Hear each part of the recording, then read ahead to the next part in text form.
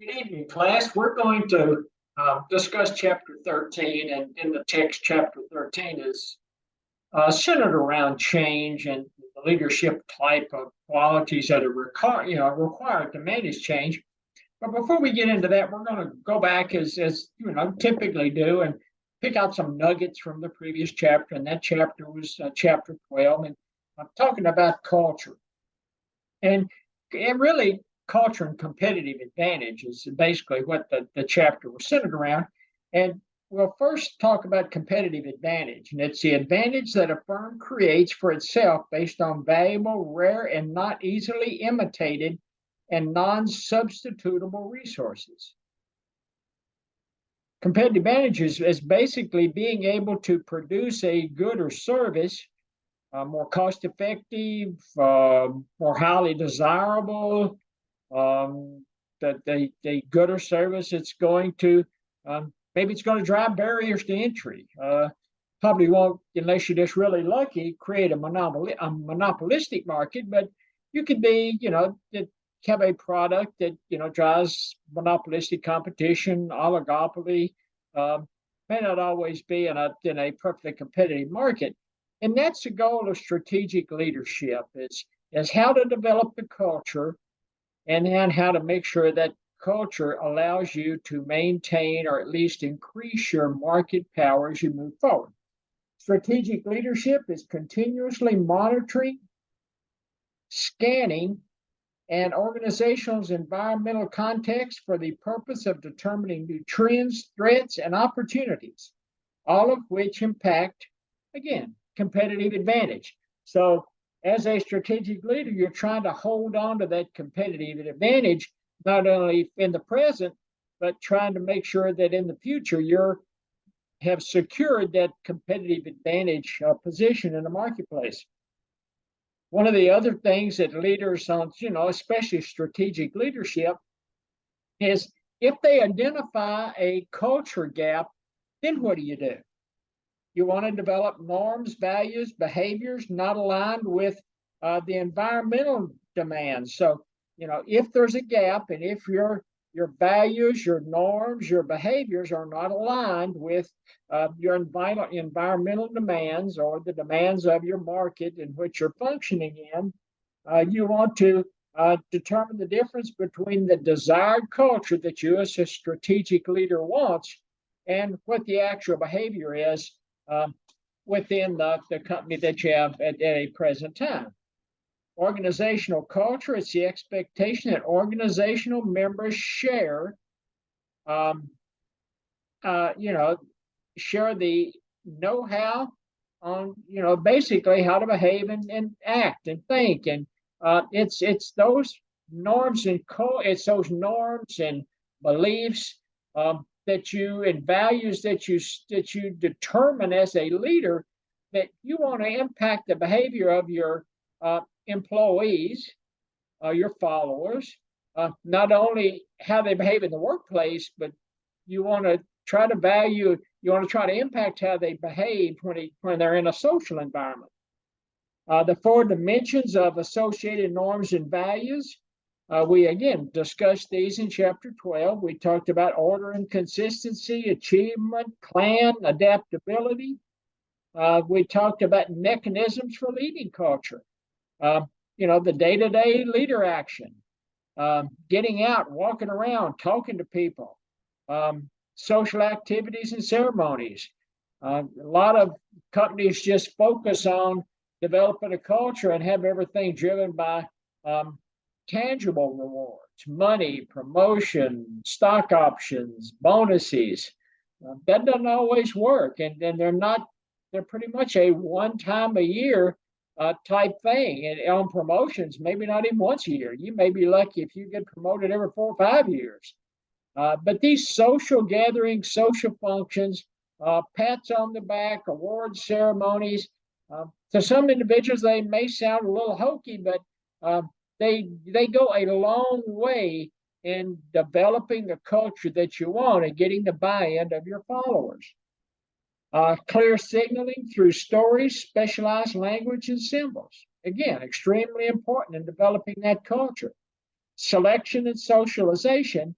You want it to be socialized throughout whatever your values, your norms, and your beliefs that are driving your culture. You want it to be socialized throughout the organization.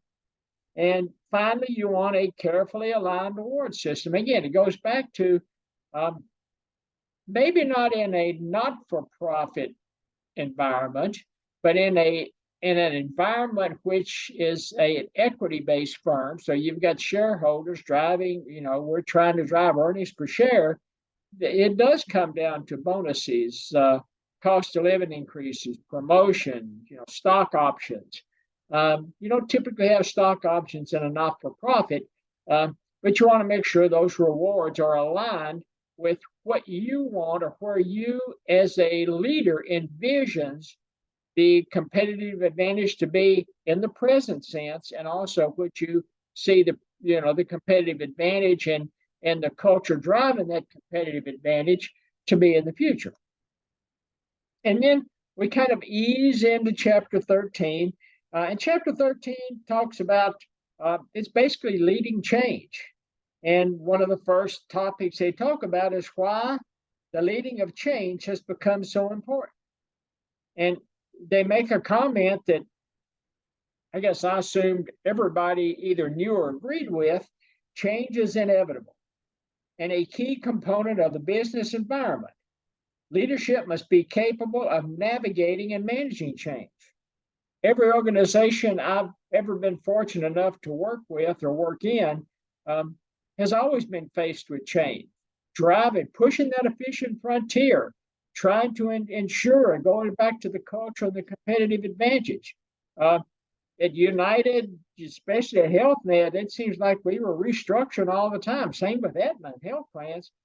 It just seems like every time you turned around, new vision, new mission. We were, reorganizing, going through a reorganization, and you had individuals shifting teams constantly. It was really what they say. It's hard to tell the players without a scorecard, and it gets difficult in some of these organizations, especially the large ones. Some of the smaller organizations, maybe not so much, but in the larger organizations, you have so much change going on that it gets difficult at times to kind of figure out exactly where you fit in or where things are moving and why things are moving in a certain direction. The pace of change is accelerating. Technologies like internet, mobility, AI are driving change.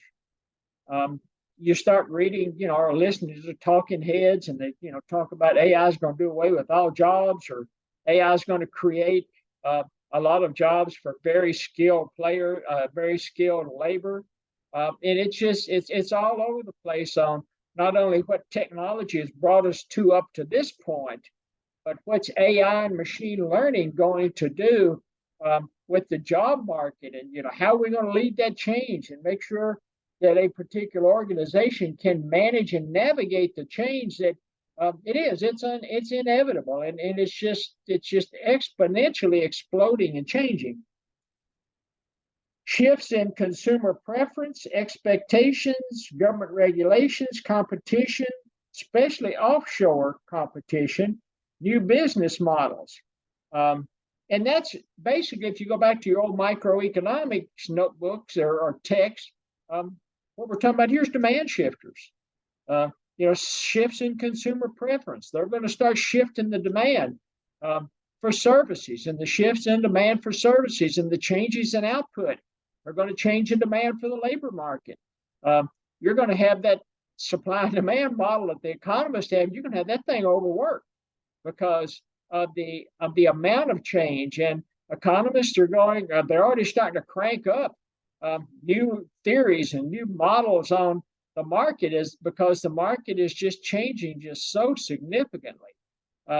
Everybody thought that I guess it was in about 73 or so, Austrian economics kind of, the theories of Austrian economics kind of fell by the wayside, and the theories and the economic theories developed at the University of Chicago started taking over. And, economists thought, that was a huge shift. But you just wait and look at the shift from the economist's perspective when AI hits the ground running full bore, what that's going to do to output and consumer preferences and the job market just as a whole. Um, just like just like ride sharing, Lyft, Uber, some of the others. Why own a car? Um, you don't have to pay car insurance. Don't have to pay for the wear and tear on your car. You don't have to put gas in it. You don't have to go to the dealer to get it serviced. Especially if you live in a large urban area. Um, I've worked in D.C. on two different occasions. Rented an apartment um, in kind of Northern Virginia on both occasions, and never did own a car in D.C. A, I didn't want to have to drive it. B, if I even had a car, there was nowhere to park it. Parking, spots in DC are at a premium. So trying to find, even if you had a car to drive back and forth to work in DC, there's nowhere to park once you get there, unless you work for a company that subsidizes, your parking, and those are getting few and far between.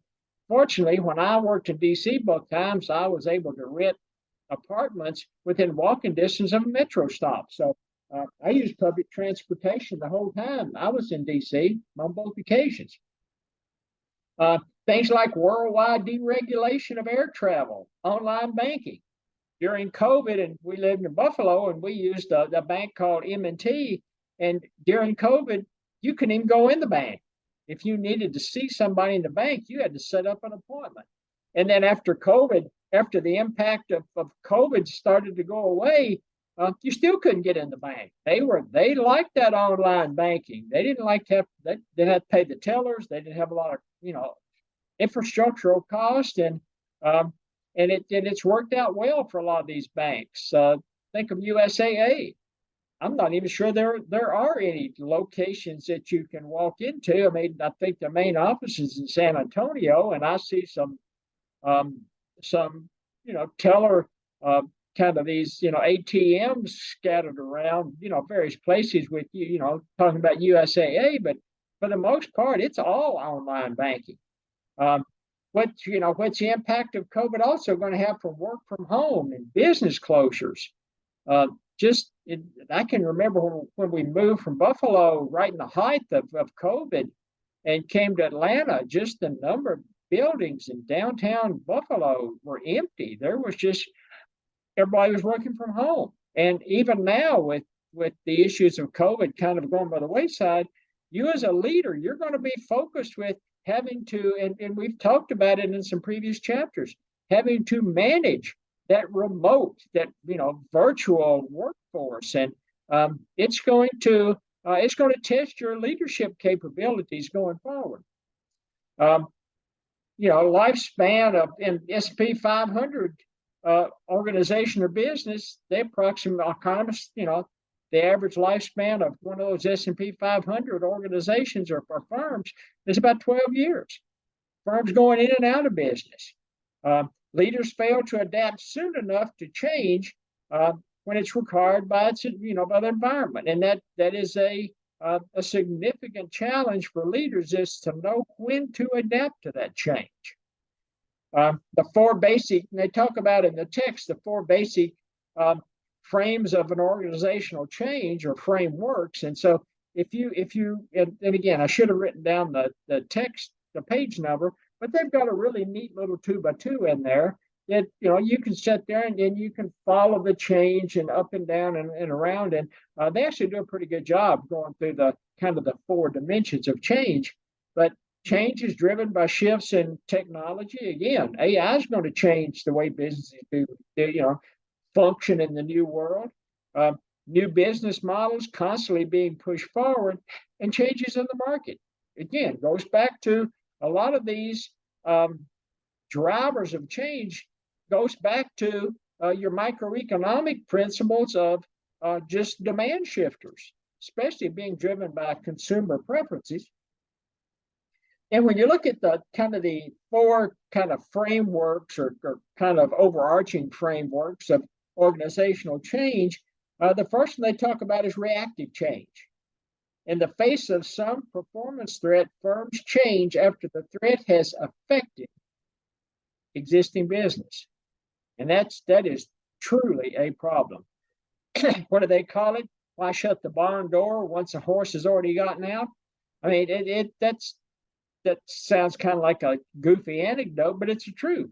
Why worry about it? I mean, once change has impacted your organization, it's really difficult to catch up on the change. And but then for some organizations, it's too late.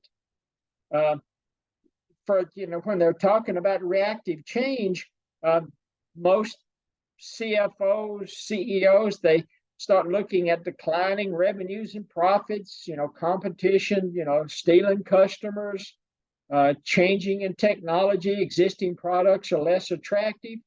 And if you just think about uh, uh, online shopping, I mean, how many malls have all the stores are fully utilized in a mall? And look at all the strip malls that are going out of business. Look at all the online shopping, Zappos and Amazon, and I don't know, just a huge number of these online shopping services that free delivery, free return, free, and you've got a lot of individuals, especially the younger individuals, um, are into online shopping. They think it's the way to go.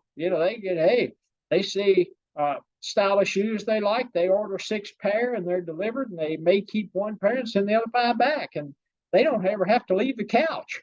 Well, I guess have to leave the couch to pick up the delivery, maybe on their front porch or something, but still, it is the wave of the future, and a lot of these what I call major department stores are just closing their doors. It's just the infrastructure is just too costly for the return they get, and they're moving everything possible to online. Think about during well, hell, think about Southwest. Look how Southwest has changed with their approach to airline industry. Think how they've changed the airline industry over the years. Think what happened with COVID. Uh, you couldn't get in to see your doctor's office, and all of a sudden, all of these teledoc visits started springing up. And from my perspective, if I can get a doc on the phone and I have a pretty good idea what's wrong with me and a pretty good idea what I need. If I can get a doc on the phone, and okay, let's say it costs me $25, $25 to talk to Teledoc, $10 if I get in my car, drive down, spend 3 hours in my doctor's office. I've got $10 for the copay. I've got the wear and tear on the car. I've got the gas. I've got the value of my time. I've got parking when I get there. And by the end of the day, I paid $25, glad to do it for a 10 or 15-minute teledoc visit. And if I can get the prescription I need, I'm good to go. That works fine with me. Also, COVID has driven this virtual, as we talked about, virtual employment force. It can often be difficult because it begins from a position of weakness, and that's what reactive is. It's the impacts have already happened or in the process of happening. It's really difficult at that point to spend time doing building strategies. You're in there in a reactive mode, and you're actually working from a situation of weakness. The first mover does not always produce a strategic advantage, but being late to the game may be difficult to overcome. The first mover, the guy the firm that makes the first move, they're taking a risk that they're reading the tea leaves right on change, and there may be some risk, and it may not always be to their competitive advantage. But man, if you're one of the late movers in the game, you can pretty much kiss competitive advantage goodbye.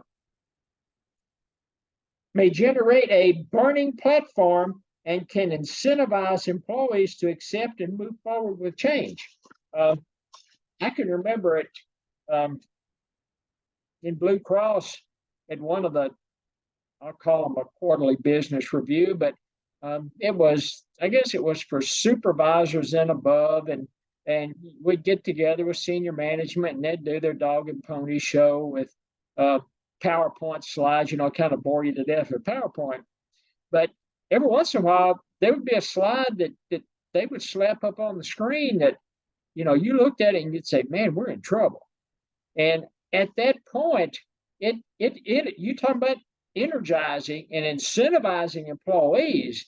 That was, it's at least from a senior management, middle management perspective, it jump started everybody. It was a burning platform, and it was the rationale for moving the reactive change forward. So one side of the coin, you've got reactive over here. On the other side of the coin, you got proactive. And that's when your leaders are very capable at anticipating a coming change and actively embracing it before the competition does. Leaders see an opportunity gap and they wish to fill it. The text talks about Netflix and Amazon and Hearst, the publication empire, individuals that risk even some of their current assets to move change forward, and it's been extremely financially viable for them because they were definitely ahead of the curve, and leaders saw a coming disruption, and proactively invested in the new business, and that's it, disruption. If I go back to just looking at when Amazon first came out, I don't know, most people are really skeptical, buying stuff over the internet was going to be delivered, there's free returns, didn't know how difficult it was to return it. And so a lot of people are skeptical, but it's turned out extremely well for the firm moving forward. Successful firms develop inertia or resistance to change. And what happens when you have change or resistance, and it really doesn't matter whether it's proactive or reactive to change. Proactive is a little harder because people are going to say, well, we've been doing okay. Look at our bonuses and look at our cost of living increases, and we may have got some stock options, and the things looking really well. So from if you're a proactive, leader of change, you may have a much more difficult time than a leader that's in the middle of a reactive change, because that individual's got that platform, what they call it, burning, and it's a lot easier to move reactive change forward. Success breeds a perception of less need for change and are more reluctant to change the formula that makes them successful, especially if it generates negative personal impacts. Individuals, it is really difficult to get your arms around the perception of the need for change if what you've done in the past has been very successful, and you're concerned that if you take maybe you take resources, or maybe you're a firm that in your earnings call you talk about, rather than large dividends, you're going to pull back some dividends and you're going to keep some retained earnings in house to help move the firm forward in the future. And sometimes stockholders have a hard time understanding that. The formula that makes them successful as a firm is also the thing that makes change more difficult. So if you've got, what do they call that, success syndrome? If you've got a success syndrome, it can be really difficult, especially from a proactive leadership perspective, to move it forward. And if I had a nickel for every time I've tried to impact change in my career, and you've always got some nervous Nellies in the room that are saying, well, if it ain't broke, why should we fix it? Or, is this change just for, the rationale to change? Or, they just are so reluctant to change. And if you're a leader, consider yourself extremely important if you had a group of followers that were what I always considered change agents, those individuals that receptive to change, understand why you change, and especially in a proactive situation, are willing to move forward. Leaders, and they talk about successful leaders are less likely to invest resources in new business ventures if they're risk averse. So, and I've worked in some organizations where the leaders were risk averse. It takes a lot for them to be proactive and move forward. They're more in the reactive kind of individuals that wait for change to come down and bite them in the behind before they're ready to move forward. Leaders must create a compelling vision as to why to make a change and ensure that forces for stability and inertia don't preclude proactive change efforts. You've got to definitely have buy-in from at least some of your followers. You may not have to have buy-in, and you're never going to have buy-in from everybody. Or at least I've never had the luxury of having buy-in from everybody. Maybe other leaders have, but especially on proactive change, it is sometimes it can be a definitely struggle uphill.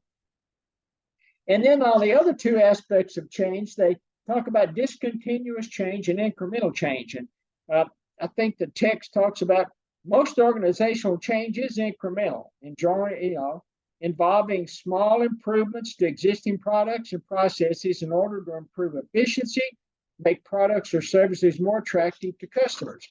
And I think that's what you do see in most companies. It's more incremental change. A particular, I'll just go back to healthcare. Medical management, was, in most health plans I work for, constantly making incremental changes, changing authorization processes, changing services that they will allow, changing services that they'll disallow, changing the formulary on their pharmaceutical package. It's typically, incremental changes. It's never just a huge strategy that they push forward, because most medical management teams are led by physicians to the majority, at least the ones that I've worked for have been led by physicians, and they are somewhat risk averse in nature, and they focus more on incremental change, and it works well for them. Refining existing processes may lead a manufacturer to increase production processes or to reduce cost. And if you're a manufacturer, that's what you're looking for. You're looking for, and again, go back to your microeconomics. It's talking about factors of production. You've got labor, you've got capital stock, you've got land, and then over here, sitting on the sideline over here, you've got technology. And in a microeconomic sense, it's talking about technology as how your management processes, how your production processes takes the production function and turns inputs into outputs. And then you've also got the entrepreneurs that are constantly trying to improve the efficiency of a production process and reduce the cost. Because if you can reduce the cost of your production process, it gives you the opportunity to reduce prices to consumers, maybe grab a little more market share, and still generate the profit margin that you're looking for. Improvements based on existing capabilities and technologies that can incrementally get better over time. And I think the text talked about, Comcast. They talked about Apple, especially Comcast. They've got it set up now, at least in the Atlanta area, that you don't even have to have a TV anymore. You can see any TV show you want on your laptop, wherever you are, on your iPad, on your cell phone, your TV, like strapping your TV on your back. I mean, you can see whatever you want. And that's what companies go through on these incremental changes. And there are a lot of these incremental changes are driven by systematic continuous processes like Lean Six Sigma. Lean Six Sigma is a production improvement, quality improvement process, and a lot of these Lean Six Sigma concepts drive these incremental changes in organizations. Discontinuous change typically requires new skills, capabilities, may also need significant new resources to implement. To succeed, these changes often require major shifts in structure and processes that can challenge the existing way of operating. Netflix, and they use that in the example of the text, perfectly good example. Work from home, it's going to be an example because it's going to test a company's approach to how they want to restructure their infrastructure, especially from a building perspective. It's going to test a leader's ability to manage that virtual workforce. They also throw in there GMO, genetically manufactured organisms, and they're talking about seeds. In agriculture perspective, genetically modified the seeds are going to, or GMO seeds are going to, they're going to be less, they're going to be more resistant to disease, more resistant to infestations of insects. They're going to be hybrid versions, and they're going to be more vigorous. So they talk about chemical companies, agricultural chemical companies are going to definitely have to change their approach to the chemicals that they supply to farmers, especially that are using these GMO type seeds to grow the next set of variety, or the next variety of crops to feed the population here in the United States. This continuous change can be disruptive or create uncertainty. Leaders need to think and act differently in order to succeed in the change efforts. It can lead to widespread resistance to change. So this continuous change, especially if it looks like it's turning the organization upside down from an infrastructure perspective, or a strategy and process perspective, while it may be needed and it may be the driving force to move a firm forward in the new competitive environment, it can be really, really disruptive to our workforce. And if you've never been through one of these, it will really challenge you as a leader. At this point, we're going to stop. When we come back, we're going to talk for a few minutes about the leaders. What it takes to be a successful leader in a changing environment.